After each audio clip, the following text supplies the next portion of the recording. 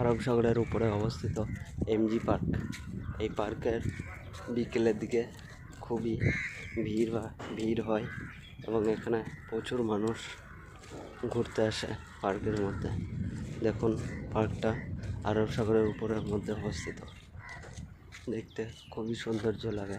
পার্কের সমস্ত কিছু আছে এখানে, বাচ্চাদের খেলনা থেকে, টয় ট্রেন থেকে এবং সুইমিং করা।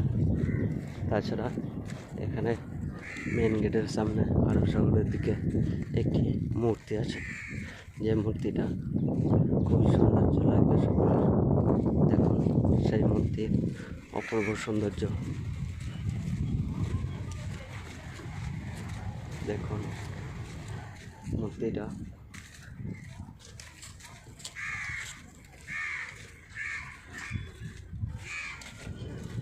দেখেছেন সকলে এই মূর্তিটা।